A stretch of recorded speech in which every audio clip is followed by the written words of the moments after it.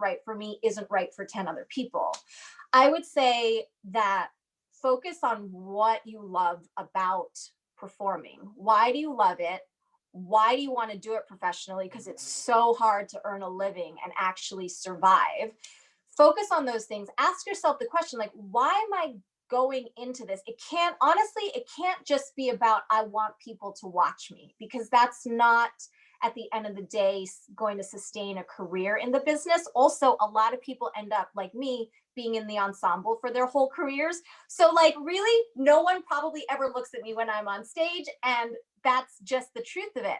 So I think in order to sustain the years that it takes to actually make it into a Broadway show, if you're not somebody that comes straight out of college into one, I know that happens. That certainly didn't happen for me. I made my Broadway debut, I think I was 30 or 31.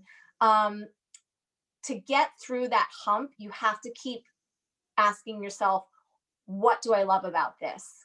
And never forget it, even when it gets like really tough.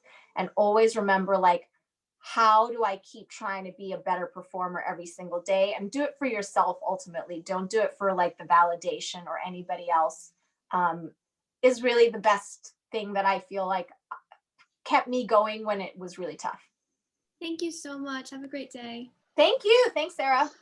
I mean, you were a swing in Matilda, and you were a standby in A Christmas Carol. So what's the difference between a swing, a standby, an understudy, alternate, all those other people? That's actually a really good question, Eli, because I think that unless you start working a union contract with all of these different actual contractual responsibilities, I don't know if colleges teach things like this. So first of all, the union that you will be required to join if you are ever booking a Broadway show is the Actors Equity Association. And that's our union. I don't know if it's required that you book, but I feel that you join the union once you book a union show, but I feel like 99.9% of people do it. So within the union contracts, all these different responsibilities have different contracts. For example, a swing can swing up to, you know what? They only recently made a cap on the number of roles, because at like one point on Natasha, Pierre, and the Great Comet, I think we were swinging like 17 to 20 roles a swing. And we were just like, we are getting paid for the same amount that somebody else on another show with a tiny ensemble might be swinging 4 roles, and we're swinging 20, and like the salary doesn't change. So recently, Actors Equity implemented a cap. I think it's still relatively high. I want to say it's like 10 or something like that. But so a swing can like be thrown on stage to swing like 10 roles. That's part of their contract. A standby, they can only be contracted to stand by for, I want to say it's like 3 roles. And then if they want you to take on more roles after that, they have to pay you. So it's a different contract. And I actually ran into this on A Christmas Carol, because the creative team of A Christmas Carol, the British team, same team as Matilda. So I really love working with them both times. And because they saw me as like a swing, I think they just thought, you know, coming over from the UK, they don't have the same type of contract work. So I think they can ask actors in the UK to do a lot of responsibilities that here in the US, our union is just stronger, and you kind of have to go through the appropriate rules. So in their minds, they're like, let's hire Celia. She can swing all these roles. But they put me on a standby contract because I was standing by for leading roles. A swing cannot swing on. 6 seconds. A swing can't swing on for leading roles, and standbys can only stand by for like 3 roles, I think. Great. The first breakout room. Crazy. How was it for everyone? Let me adjust those countdown settings. All right. How was it for everyone? Thumbs up, thumbs down. Okay, awesome. I'm seeing a lot of thumbs up. This is cool. It went really well. I really enjoyed my group. I hope you guys, they asked some amazing questions. I learned a lot. We were just with Brit. No, it was great. And I'm excited to see what's in the are allowed to ask the same questions for all 3 actors. And we're also keeping track of who's asking questions so everybody gets a fair chance. All right, see you guys in the second breakout room. Awesome. All right. I'm going to first ask, let's talk about the difference between being in a Broadway show versus, like, I guess the commitment versus the Rockettes, because I know that schedule can also be quite hectic, up to 5 shows in a day. You're muted, by the way. Here, let me. Let's see. Hello. Can you hear me now? Yes. Cool. So the difference between Rockettes and Broadway? Yes. Yeah. Biggest thing, I guess, would be the vocal ability and stamina that you need to be in a Broadway show. You need to support your body in a totally different way when you have to dance and sing simultaneously versus just during the dancing. I don't know if people know this, but the Rockettes, you're just lip syncing. So you're not actually singing during the show. But in Broadway, which I'm sure that all of you know, it's obviously live singing. So there's just a lot more support, conditioning that you need to do to be able to carry out the 8 shows a week for that versus Rockettes. Although that is its own beast, doing that many shows for a small amount of time. Wow. Lexi? Hey, hi. Did you or the cast ever mess up? Yeah, tons of times. In Rockettes? Well, yeah, I'm really any of the shows that you were in. Yeah, like I've fallen on my butt like many times, like more times than I can even count. And like maybe before I did Rockettes or Broadway, I was a ballet dancer who I did like Nutcracker every year. And there's this scene towards the end of the first act called Snow, if you're familiar with it. And towards the end of the scene, Snow, there's actual snow falling down, but it's not actual snow. It's actually just like plastic grocery bags that they just crumpled up that's falling on the ground, and I'm wearing point shoes. So like 3 or 4 years in a row, I would slip in my point shoes on the fake plastic snow, and like it's very not graceful at all. So I'm kind of queen of like busting my butt, and you just kind of like get up and keep moving. There was one time in Shuffle Along where I was doing like a shimmy something with my wig on. Did a shimmy and threw my head back. When I came back up, my wig wasn't on my head. Like my wig was not on my head, and I was mortified. I think Rosie O'Donnell was in the audience, and Kim Cattrall was in the audience, who was Samantha on Sex and the City. Like I was like trying to do like my best job, and I ended up bald-headed on a Broadway stage. So you know, stuff happens. You just have to kind of like laugh it off and be like, okay, and you keep it moving. It is what it is. Right. It's showbiz. It happens. Yeah, like what are you gonna do? You get no point in spending energy getting upset over it. Literally, just laugh it off. It makes a good story later. So like, whatever. Yeah. Thank you. Yeah. Sarah, did we get to you in the last group? You did. You can get to the other people. Okay. So you can get a chance. Sorry, Christina. So what's your favorite part about performing, or like what makes it like super special for you? Like what's your favorite part all around about just being a performer and performing in general? Good question. I like pretending to be someone else. I feel like many people, I kind of suffer from anxiety or being like self-conscious with my own self, and having the opportunity to like put on a wig, a bunch of makeup, another outfit, and maybe like have a character name and pretend to be someone else kind of takes me out of my own insecurity. And that's really fun. I love being in ensemble parts because within like one show, I get to play like a dozen different people. And it's cool to be able to, how do you say, not empathize with like many different people, but maybe like that's what an actor is. Like you are literally like empathizing with like a certain person, and you're trying to get into their mindset. And I enjoyed that process. I enjoyed that process of getting into the mentality of another person, stepping into someone else's shoes, right? Right. Awesome. Ava? Hi. So I have a question. Overall, mostly Rockettes, but overall, which costume was the hardest to move around in? So in Rockettes, there's a number called Parade of the Wooden Soldiers. They just performed it on the Macy's Thanksgiving Day Parade like last month.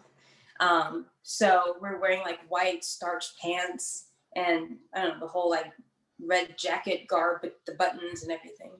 But the thing about the white starched pants is that like you cannot sit in them, like not allowed, because they don't want to see any wrinkles in the pants. So there's one time I was doing, because my first 2 years of Rockettes, I did it in Nashville, the Grand Ole Opry. There was a tech flub. So right as we were about to do Parade of the Wooden Soldiers, like all the lights shut out in the theater and they had to stop the performance for an hour and a half. And like we couldn't sit down for the whole 19 minutes. And we were like, I'm so tired. I just want to sit down. Like, I'll never forget that. So that was pretty crazy. I just wanted to sit and like eat a snack, but we just had to stand in our heels and wait till they said go. Wow. Yeah. Yeah. Oh my God. Did we get to Chaz? Yeah, I have a question. Whenever you do happen to make a mistake, or whenever one of your castmates makes a mistake on stage, is there anything like specifically that you do to play it off while on the stage, or do you just like take a pause and then get right back on where you started? You just got to keep it moving, you know, because you don't want to draw more attention to it. Like you have to have like lightning speed, like you recognize what's happening out of the corner of your eye, but you can't let the audience, you can't let them know. There's no fun as an audience member to be nervous for the performer, or for the audience member to be like, oh, like that's not what they paid for. They paid to be entertained, right? So you kind of have to get like that poker face of like, I know exactly what just happened, but I have to just like keep it moving and maybe even up your energy to kind of counteract what just happened. You know, but it happens, you know, it's live theater. Right. Amy, mother.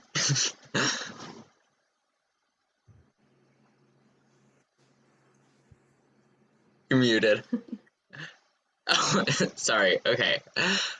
Okay, I was supposed to be incognito, but what was my question? How long before the Rockettes, for example, it has a start and an end. How long do you rehearse before it starts? Let's see. Well, this is pretty interesting. So I said the first 2 years of Rockettes, I performed in Nashville. So that it wasn't like New York's Rockettes was only performed in New York at the music hall. There were several casts, Atlanta and Boston and Dallas, and like I said, Nashville. All of those other casts, we would join in Myrtle Beach, South Carolina, and we would all rehearse in an abandoned mall. So crazy. Like one cast would perform like in an abandoned Gap. Another cast would perform like in the food court.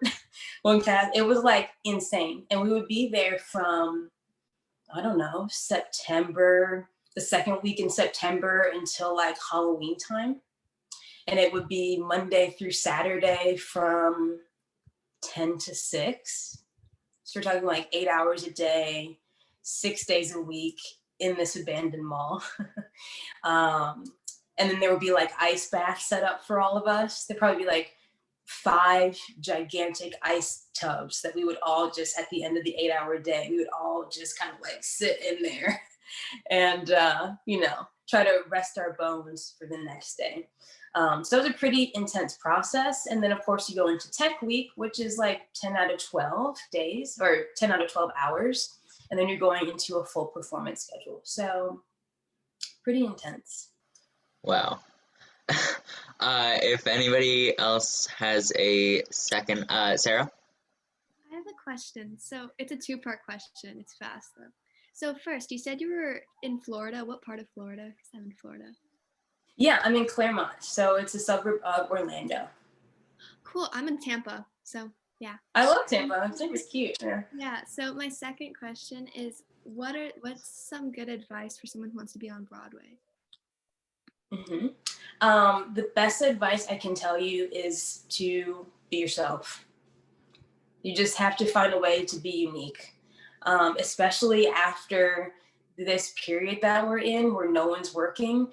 The second that auditions open back up again, like everyone's gonna want a job, and no one wants to see a cookie cutter like, this is me pretending to be who you want me to be. Like, no one wants to see that. Everyone wants to see like your story, your raw, authentic self, and what you can offer as an individual. So find something within you that's different from everyone else, and then just like, how do you say, honor that, like just really don't try to be like everyone else. Be different. Yeah, that makes you stand out more. Thank you. Ashley, and then if we have time, Ava. If we don't, then next. Hi there. Really quickly, do you have any advice for someone who is pretty much just a singer right now and like an actor and wants to, has to get into dancing at some point? Just because it's a part of being like, if you want to go into musical theater, you have to be a triple threat. And do you have any advice just for starting out? Because I'm like, I can move, but I'm not like I don't consider myself like a dancer. So you just have any advice for me? Yeah, I would say start by like playing music at home that you enjoy, and like close your door where like no one can see you, and just like do a little like two-step. Like just start simple and easy in a non-judgmental space where you can feel like this is fun. That's probably like the best part of this whole chapter of what we're in, is that like we can really just do things for the enjoyment of it, not like, oh, I have an audition on Monday, so I have to do this like for the sake of this job. Like we have the time just to kind of like really hone in and be like, what makes me feel good? Like, let me just like stand in front of a mirror and be like, oh, like that looks kind of cute, like start there. I even love, I don't know if you're familiar with Twitch. He's like a dancer from So You Can Dance, and his wife, Allison, on their Instagram, they have like a workout together. It's called Groove Along. They literally just put on like groovy music and you can follow along with them. They do a little like 1-2 step, and it's so just like not deep, and it's just fun. So I would start with that. And then work your way up to something a little more serious when the time comes for it. Thank you so much. That's great advice. I will definitely check them out. Good. Have fun. And Ava, and I think we can do this in 45 seconds. I am a dancer, so what skills do you think are the biggest to work on whenever you are a Rocket? Because I would love to either be on Broadway or be a Rocket as in the future. So what dance skills would you say you have to work on the most as a Rocket? Precision. Pay attention to detail. Work on your lines. Work on your posture and your smile, right? That's like huge with Rockettes. 5 seconds. So those things, precision, detail, you got it. How are you reaching such a wonderful amount of people? Oh, well, it was hard at the beginning, because at the beginning Eli started this alone on his private account, and then he was like, I kind of want to turn this into something. And then I was like, I'm going to help you. Like, I kind of just butted and I was like, I'm here now. And then we started promoting, we made an Instagram, we started promoting on TikTok. Eli started getting like views on TikTok. Oh my gosh. And we had friends who were like, hey, please help us. Like, we want to get somewhere. We want to get people to come to our Q&As. And we always started doing more and more. And then, people catch on like, hey, this is like something we can go to. And it just grows gradually. We've been doing this since like October. I've had several TikToks go viral just promoting this account and these Q&As, and it's kind of amazing that people are dedicated to come to these. That's amazing. Congratulations. Thank you. Thank you. And it's so great just seeing so many people, because when Eli and I started this, we were like, yeah, nobody's gonna come. This is gonna end up in the trash. I was there. It was a lot of nights ranting on the phone, but I mean, yeah, we're here. And now we're ready to go into our last breakout room, sadly. Yeah. But this is so much fun. So yeah, Eli, send us off whenever you're ready. Let's do it. Awesome. Hello, friends. Hello. All right. Let me pin you real quick. If anybody has a question, just go ahead, unmute, because I'm not looking at the chat. Sarah, go. Sorry, I'm sorry for everyone else that has heard this 3 times, but so what's a good tip for someone that wants to be on Broadway in the future? I would say two best tips, I say. One, be completely off book with all songs and all scenes. You just need to drill it. Go in there and give them what you would try and give them on that stage. Yeah, just always perform full out, no marking. That's a Jerry Mitchell quote for sure. And then I would always say, be yourself, because I feel like a lot of us get caught up in like, oh, I'm going in for Glinda, so I need to be like my favorite version. Like I've seen Annalie Ashford do it, so I need to be just like her. Just go in there and give them your version, because they're going to see a million copycats, but they're only going to see one you. That's what I would say. Thank you so much. Love it. Yeah. Can we talk about a little bit of the difference being on Broadway, The Color Purple on Broadway versus on tour? Yes. On Broadway, you go home to your house every day, and then you just go into Times Square. So you're doing the train commute every day. You're slushing through the snow every day. You're pushing through the tourists every day. And you have rehearsal studios here in the city that sometimes you rehearse in, or sometimes you just rehearse on your stage. There's a lot of big perks to being on Broadway, a lot of huge, amazing, doing the Macy's Day Parade, things like that. And I was like, but on tour, you're bringing it to all these different cities around the country. So you meet a lot more different people with schools and stuff, and like line up with that, and you get to really be involved in these people's communities. That's what I like. And so then you also get to like try all the food of the community and like go hang out at like the nice restaurants and the bars and like sing with local artists, sing with local musicians. And I just think, I feel like I got a little bit more like involved with whatever city I was in on tour. That, and then I also like to travel. Some people don't like to travel, because that can be very taxing on your body and your voice, because you're on an airplane a lot, or you're on a bus a lot. And so you just have to be down with like, God, I really miss that one pair of like suede shoes that I left under my bed. But it's like, girl, you only need 4 pairs of shoes. You're on tour. Like, let's not get excessive. Ashley? Hi, I'm pretty positive I got to see you in LA at the Pantages, because I checked the like board when I took a picture, and there was no understudies or anything or swings going on. So I was like, yay, I get to talk to her about the show and stuff. I was just wondering, like, what exactly do you prefer, like being on Broadway or on tour? Because I've heard so many great things about touring. You get to see the country and like everywhere, and then on Broadway it's like, but it's so, a lot of people, if you're like an original cast, you're known for that role, and on tours it seems like people don't really know the people as much, unless you're like a hardcore Broadway fan like me. So just which one do you prefer, and or are there just kind of perks to both?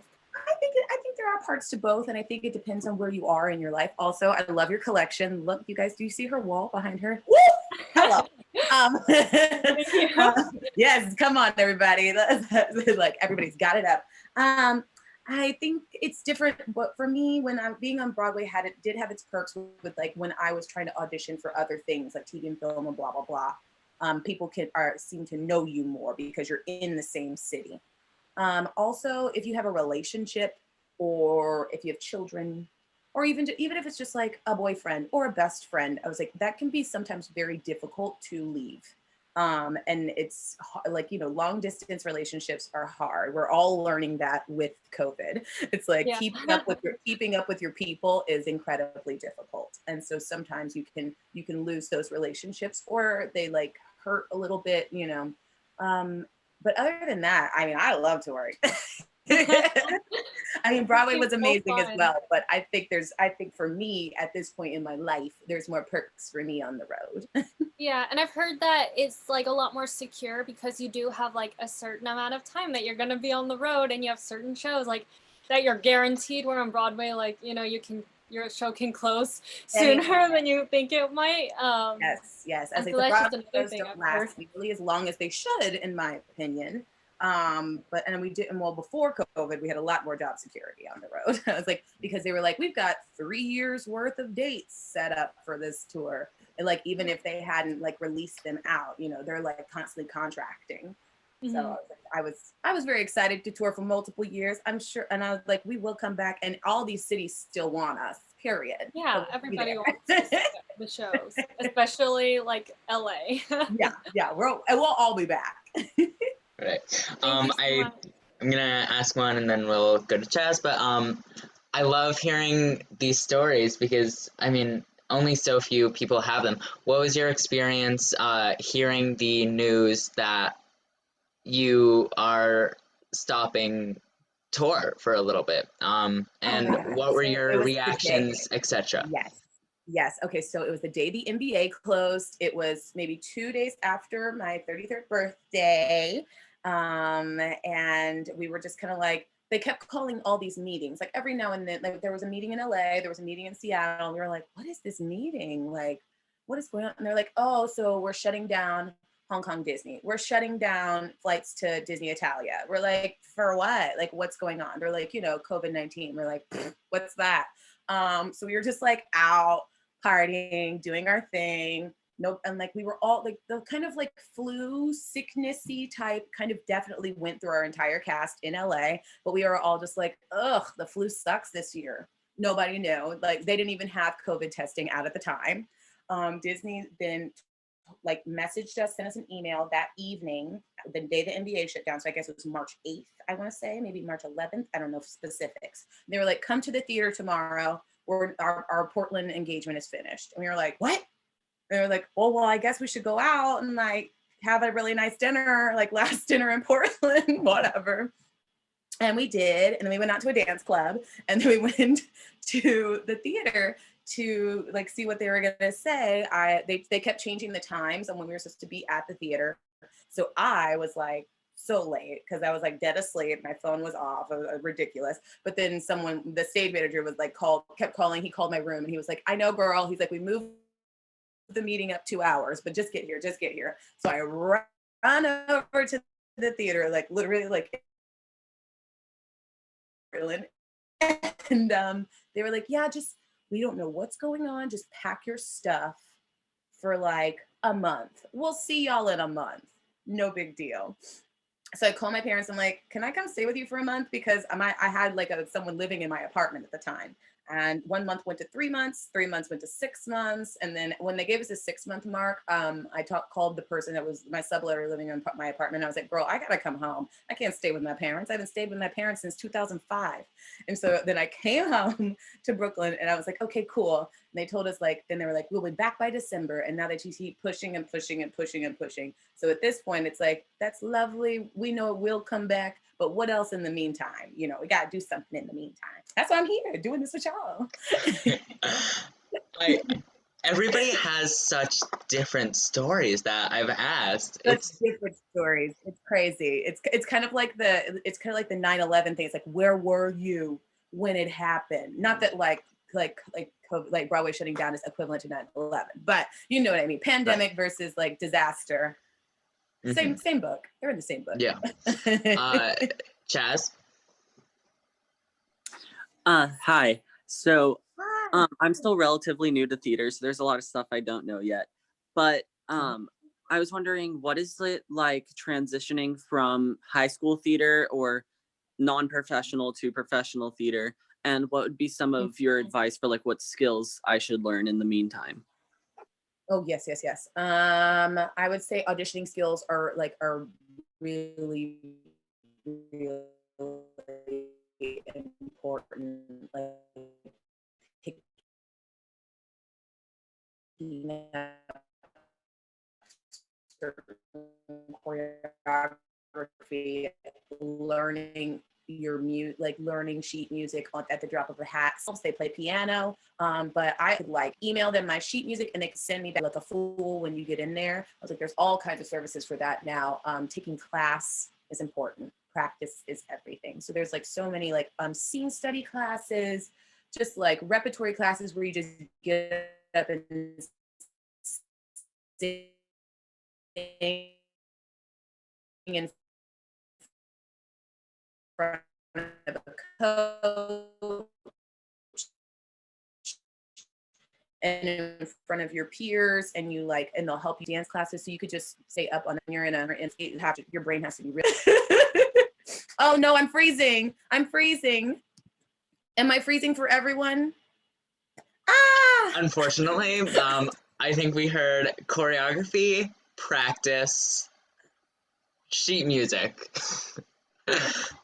I heard auditions. No! Can you hear me now? Can you hear me now? Yes. Yes. Can you hear me now? Now. Yeah. Okay, great. I would say practice taking dance classes so you can pick up choreography quickly. When you get your sheet music, make sure you learn it exactly as written. Which either means you need to learn to read music and plunk it out for yourself at a piano, or find a great service. Oh no! Internet, yay, fun. Can you hear me now? We can hear you. Your face is frozen. We can hear you. Okay, great. Yeah, Well, it's like going in and out. Oh gosh. Okay, well, we're doing our best. Part of it. Okay, so find a great service that could teach you your music. Take scene study classes or monologue classes or repertory classes, so that way you could get up and put your skills in front of people and get feedback. That was it, because that mirror acting with yourself is only going to get you so far, you know.